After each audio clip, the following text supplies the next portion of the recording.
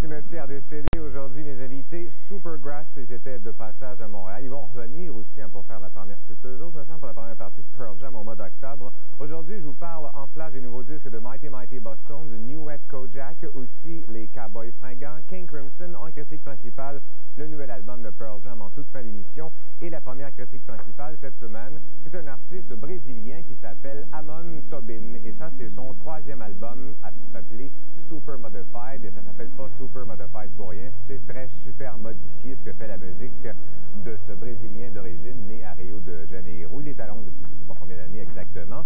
Et son style de musique, c'est de la musique electronica, mais très jazzée. Son intention, c'est en fait de faire de plus en plus de musique jazz. Parce que je pensais à ça dans les années 50, vous vouliez être très très cool, vous écoutiez du jazz. Il y avait du rock, mais tu sais, c'était pour les rockers. Puis pour les gens plus raffinés, un peu plus flyés, il y avait la musique jazz. C'est devenu, à un moment donné, on pense que c'est de la musique de mon oncle, le jazz, mais Amon Tobin est en train de prouver le contraire, parce qu'il ne s'est pas passé grand-chose. Ben, il se passe des trucs dans le jazz, mais aussi différents que ça, c'est assez rare.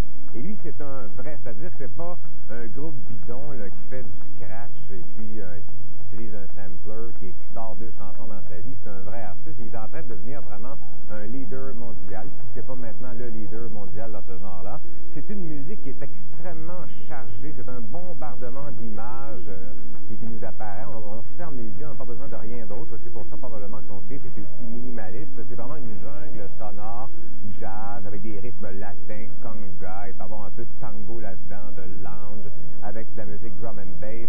Et c'est ça, il y a des catégorisés un peu comme faisant de la musique drum and bass à tort. Il y en a sur l'album, mais c'est vraiment minimal. Lorsqu'il y en a, ça devient assez éprouvant, je vous avoue, par exemple, parce que s'il pousse un peu plus sur cet album-là, je l'ai trouvé un petit peu plus expérimental, je vous avoue, son précédent, qui était Permutation.